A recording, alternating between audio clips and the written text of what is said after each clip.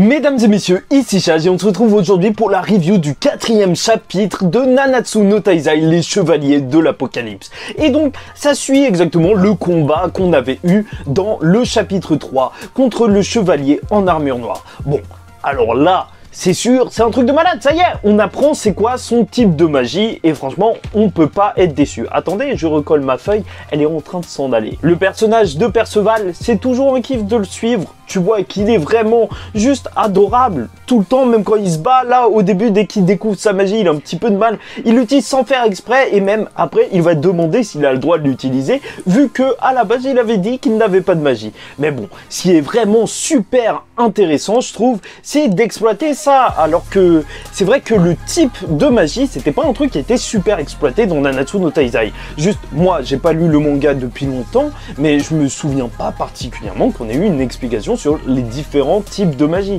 Je pense que ça allait plutôt de soi. Mais là, voilà, on reprend vraiment les bases et ça permet d'explorer, préciser un petit peu plus l'univers. Et c'est pour ça que j'aime beaucoup cette suite. Cette suite, franchement, c'est excellent de faire ça. Ça sert à ça de faire une suite, c'est d'explorer d'autres éléments de la série. Bon, alors, donc la magie de Perceval, c'est une magie qui va lui servir à frapper.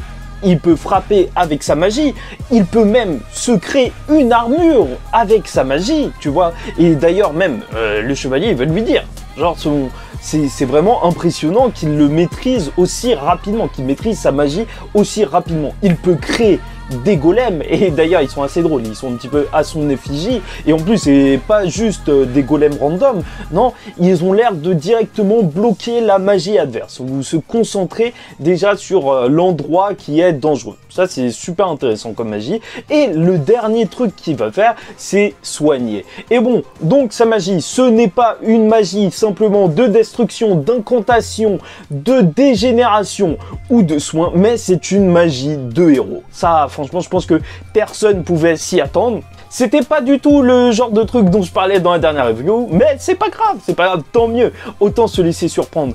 Et cette magie de type héros, elle apparaît que sur une personne sur 10 000. Et déjà, je voulais m'arrêter là parce que, en soi, entre nous, allez, franchement, il doit y avoir vraiment beaucoup de monde qui a cette magie. Enfin, il y a beaucoup de gens qui pensent ça. Parce que une personne sur 10 000, c'est pas énorme. Mais je vous rappelle que déjà, il n'y a pas beaucoup de personnes qui maîtrisent sa magie. Tu vois, c'est pas tout le monde qui maîtrise une magie. Alors, dans les gens qui maîtrisent leur magie, une personne sur 10 000, ça fait pas beaucoup. Voilà, ça c'est dit. On voit que le chevalier en armure noire, ce qu'il a, c'est une magie de feu, en tout cas, et c'est une magie qui est vachement puissante, hein. Même si tu vois que Perceval, il va réussir à la repousser, bah en fait, elle se reconstitue même sur Perceval. Pourquoi? Parce que c'est un genre d'Amaterasu, en fait, c'est inextinguible. Genre, une fois que ça te touche, ça y est, techniquement, c'est terminé. Heureusement que Perceval avait son armure, sinon ça aurait été assez chaud pour lui. Après, est-ce qu'on peut essayer déjà, par rapport à sa magie, de voir qui est ce personnage? Alors, d'après mes recherches et tout, il n'y a qu'un seul personnage qui avait une magie de feu dans Nanatsu no Taizai, c'était Kain Barzad. Je sais pas si tu te souviens, mais si, obligé, tu t'en souviens. Tu vois ce vieux-là, le vieux qui était un petit peu mystérieux, en fait, parce qu'il en voulait beaucoup à Meliodas, parce que voilà, c'était un chevalier sacré du royaume de Danafor, le royaume qui a été explosé et où il restait plus que Meliodas, et c'est pour ça, en fait, il pensait que c'était Meliodas qui l'avait peut-être détruit, et il voulait être sûr de tout ça, mais en tout cas, c'était un mage avec une magie de feu. Donc, en plus, le personnage, il est assez vieux dans Nanatsu no Taizai, donc c'est assez possible hein, qu'il ait un fils, et que ce fils soit maintenant ce grand bonhomme en armure, ou cette fille, en vrai. On sait pas encore. On est vraiment encore dans l'intro, et apparemment il commence à prendre peur parce que voilà, il va sûrement rencontrer, s'il rencontre 3 autres chevaliers, ça peut être chaud parce que ce type de magie, c'est vraiment particulier et ça peut être très difficile à combattre.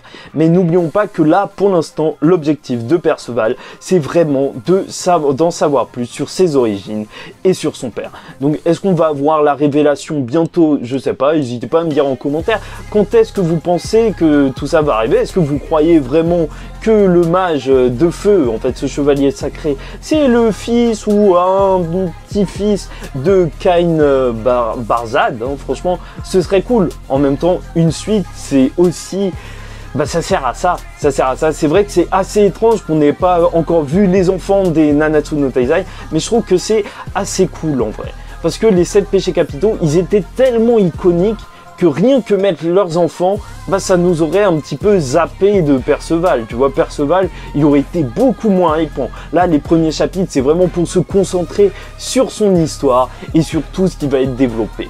Et je pense que la grosse question quand même qu'il faut se poser, la question que l'autre il va poser, hein, c'est qu'est-ce qu'est Perceval? Parce que c'est vrai que c'est assez mystérieux. Ok, c'est le fils d'un chevalier sacré, mais ça le choque quand même. Et même un autre chevalier sacré, ça le choque.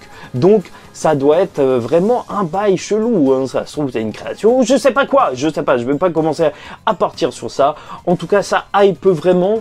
Est-ce qu'il va grandir durant la série? Moi, c'est un truc que j'aimerais bien. Et pour revenir encore une fois sur le truc où je disais, parce que voilà, que Perceval, c'était pas un mec cheaté dès le début, comme Meliodas, c'était pas dans le sens cheaté puissant, mais c'était genre que Meliodas, il avait un background et tout, il connaissait ses techniques, et comme on le voit durant ce chapitre, là, c'est quelqu'un qui découvre à peine ses pouvoirs. C'est quelqu'un qui est en train d'explorer avec nous ses pouvoirs, et c'est vrai que c'est quelque chose qu'on a rarement eu dans Nanatsu no Taizai, vu que quand même ils avaient tous un gros passif et tout, et ils étaient déjà assez puissants. Bien sûr, ils sont devenus beaucoup plus puissants par la suite, mais tu vois, les sorts de King et de Diane, par exemple, ils ont rien à voir au début de la série et à la fin. Mais voilà, là, on va tout suivre depuis le début, et je pense que ça fait vraiment la différence. Au moins, ça nous change de Nanatsu no Taizai de manière, tu vois, claire et nette. Là, on part sur un autre type d'histoire avec vraiment